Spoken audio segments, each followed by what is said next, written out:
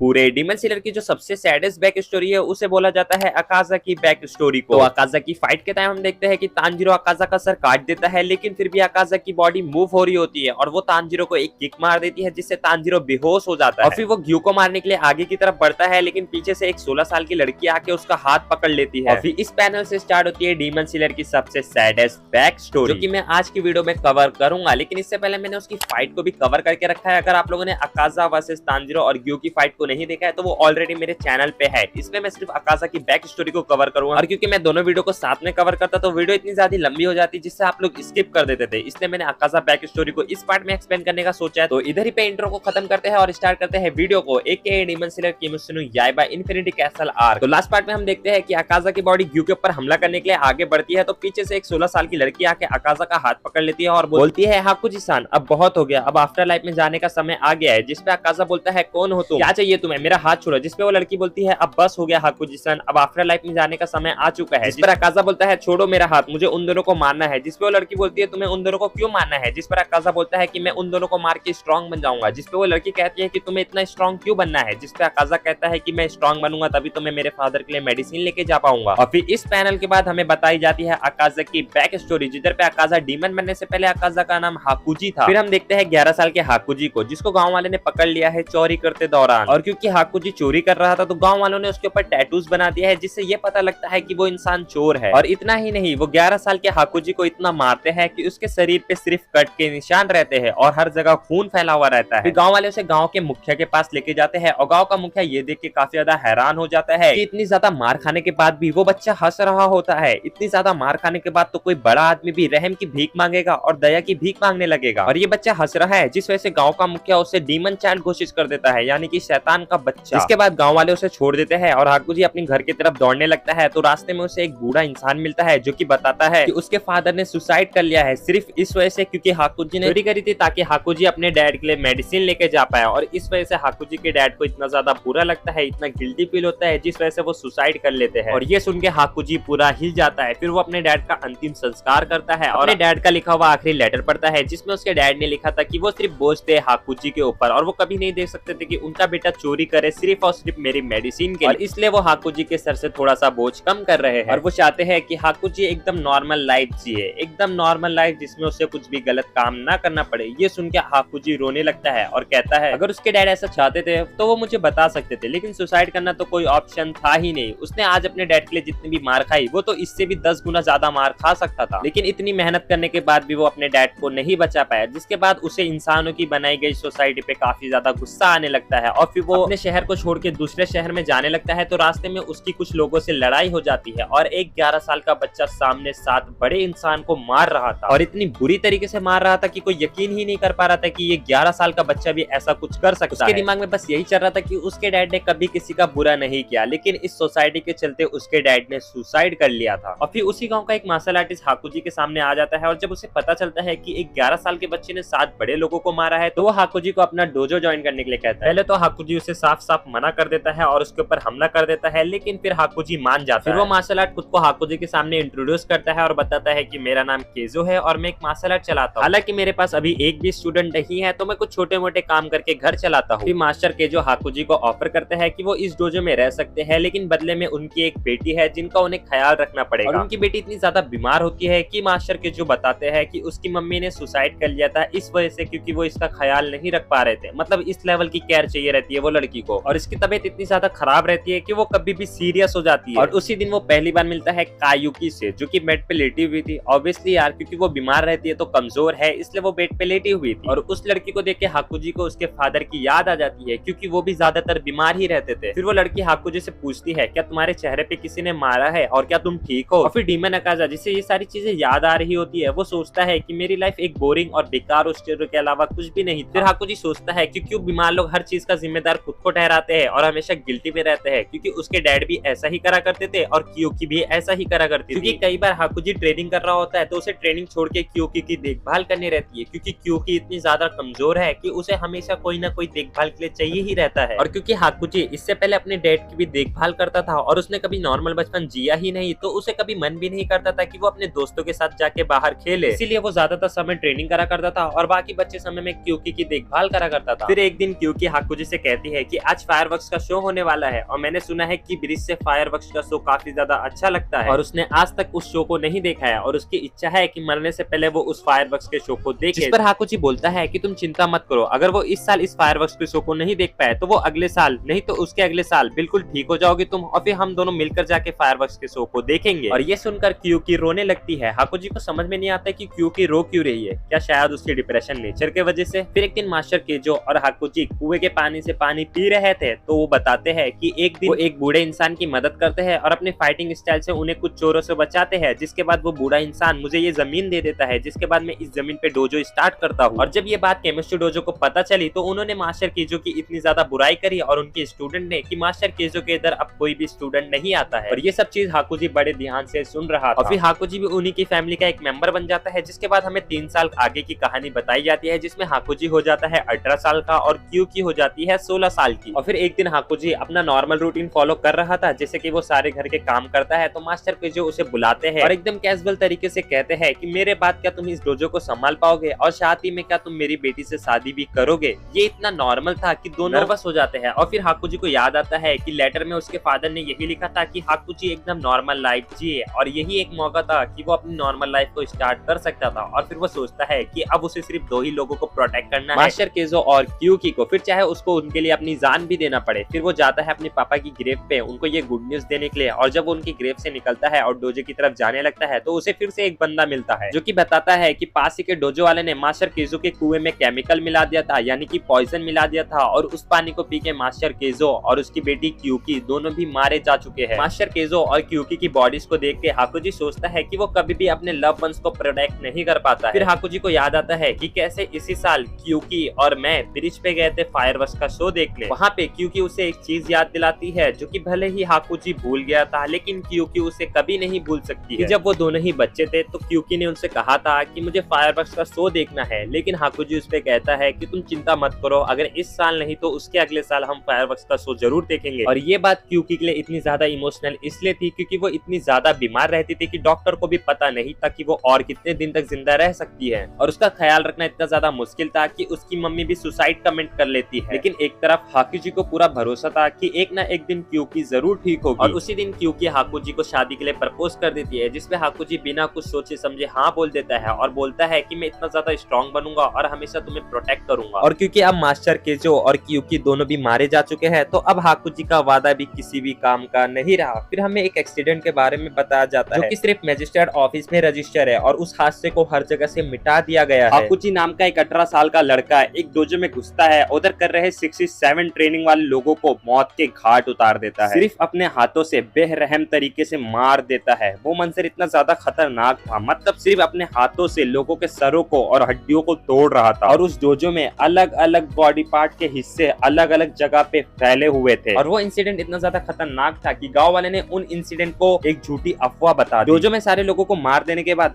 हाकुजी अब समझ नहीं पा रहा होता कि वो क्या करे, तो वो आगे जाता रहता है और वो मिलता है मुजान से, किबुत्सुजी मुजान, जो कि ये सुन के हैरान था कि एक इंसान ने 67 लोगों को अपने हाथों और पैरों से बेरहमो तरीके से मार दिया। वो सोचता है ये मैंने तो किसी डीमन को नहीं भेजा था, तो ये इंसान है कौन। हाकुजी अपने सामने खड़े हुए बंदे को बोलता है कि मेरे सामने से हटो नहीं तो मैं तुम्हें भी मार दूंगा, लेकिन मुजान अपना हाथ उसके सर से आर पार कर देता है। फिर मुजान कहता है कि तुम बहुत ही ज्यादा टैलेंटेड हो, इतने ज्यादा टैलेंटेड कि तुम एक अपर मून डीमन भी बन सकते हो, क्या तुम डीमन बनना पसंद करोगे। जिसपे अकाजा कहता है, यानी कि हाकुजी कहता है कि उसे कुछ भी परवाह नहीं है। फिर ये हाकुजी नाम का बंदा बन जाता है अपर मून 3 डीमन अकाजा। डीमन बनने के बाद अकाजा अपनी सारी मेमोरीज को भूल जाता है, उसे बस याद रहता है कि उसे स्ट्रॉन्ग बनना है, जबकि उसके पास प्रोटेक्ट करने के लिए अब कोई बचा ही नहीं था। फिर अकाजा कहता है कि मेरी लाइफ बेकार और बोरिंग थी। फिर हम रियल टाइम में देखते हैं कि तांजीरो को होश आ चुका है और ये देख के हैरान हो जाता है कि अकाजा अभी तक नहीं मरा है, इनफैक्ट वो अपने सर को भी धीरे धीरे करके रीजनरेट कर रहा है। अकाजा के कुछ भी करने से पहले तांजीरो उस पे हिनाकामरी कागरा से अटैक करने की कोशिश करता है, लेकिन इस टाइम पे तांजीरो इतना ज्यादा कमजोर हो जाता है कि उसकी तलवार उसके हाथ से छूट जाती है।